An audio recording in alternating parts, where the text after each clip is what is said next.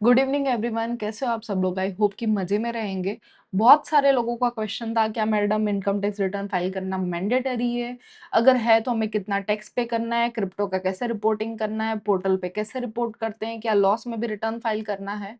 मैं हूं वर्षा बचाने, एक क्वालिफाइड चार्टर्ड अकाउंटेंट। में ट्राई करूंगी कि आपके सारे के सारे क्वेश्चन यहाँ पे कवर हो जाए।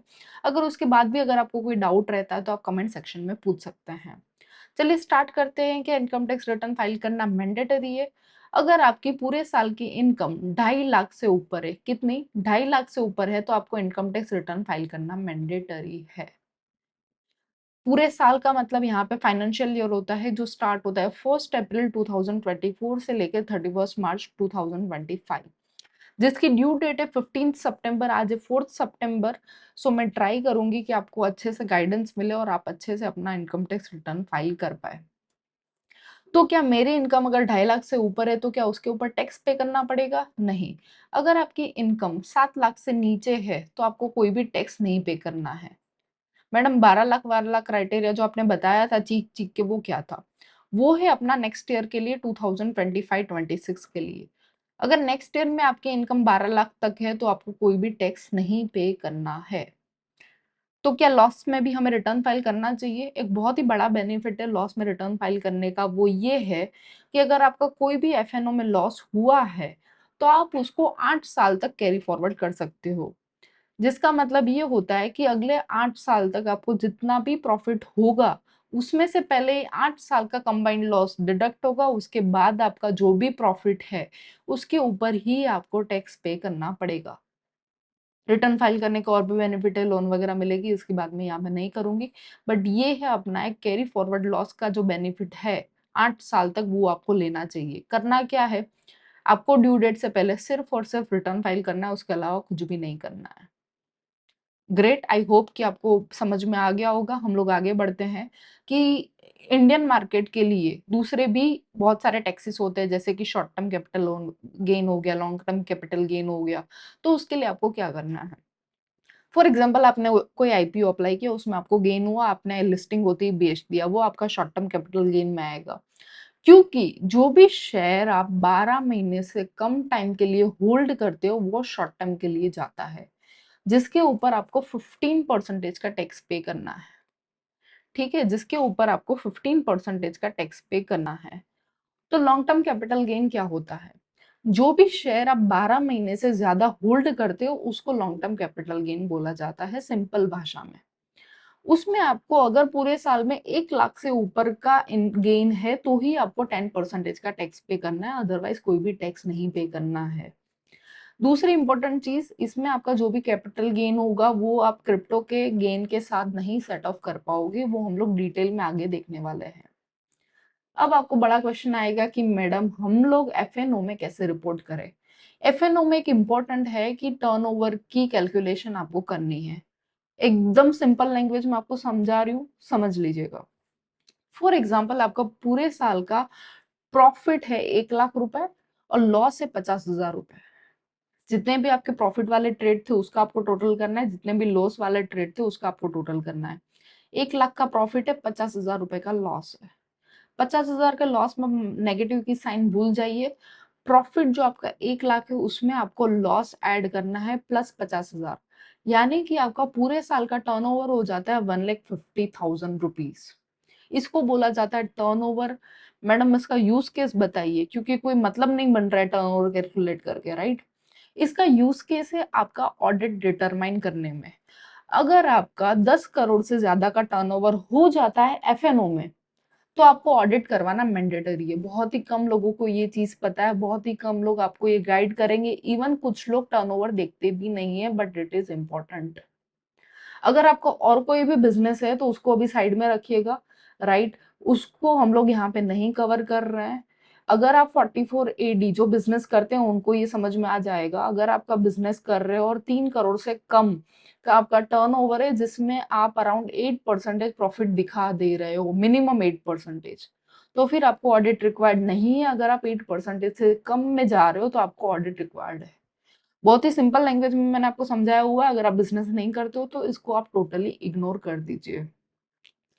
आईटीआर फॉर्म कौन सा भरना है? आपको आईटीआर 3 भरना है। उसके उसके अलावा भी आपको जो भी ब्रोकरेज लग रहा है, सेबी की फीस लग रही है, उन सब का डिडक्शन भी आपको यहाँ पे मिल जाएगा।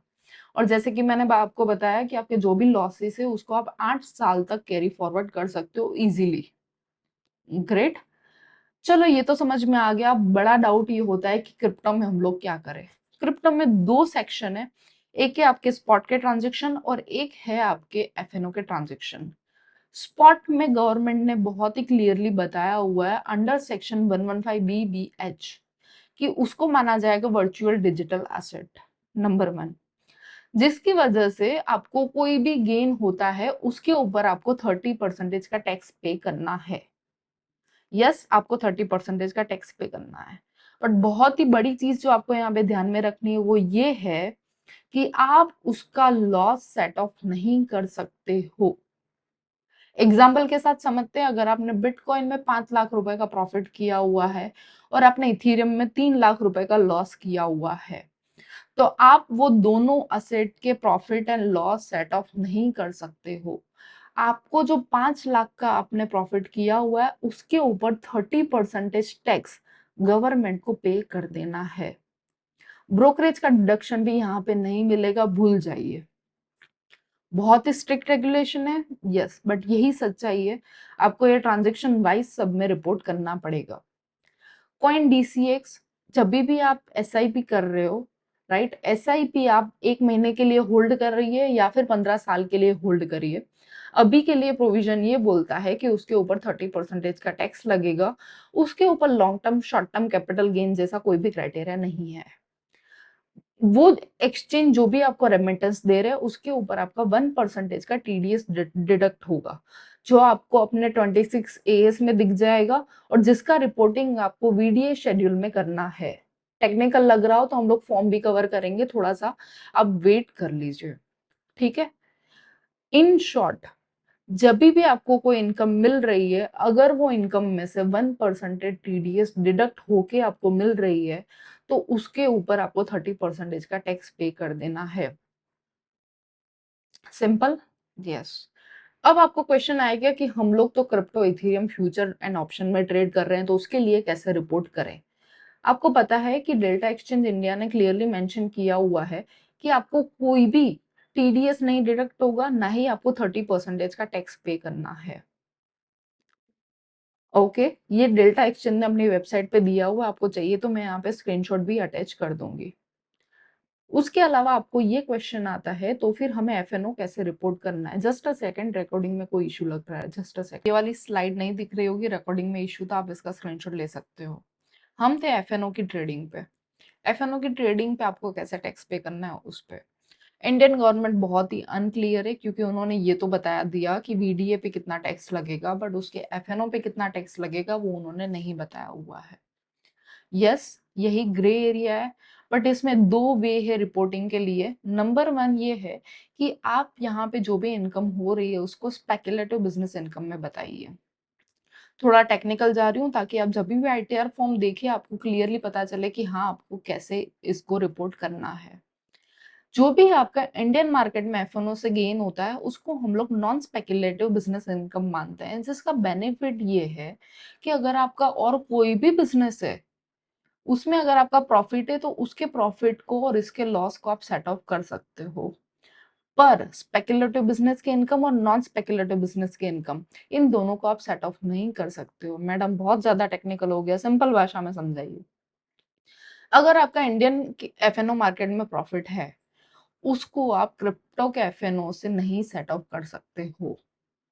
क्रिप्टो का जो भी एफएनओ का लॉस है उसको आपको स्पेकुलेटिव बिजनेस इनकम में बताना है अभी के लिए, जिसको आप 4 साल के लिए कैरी फॉरवर्ड कर सकते हो।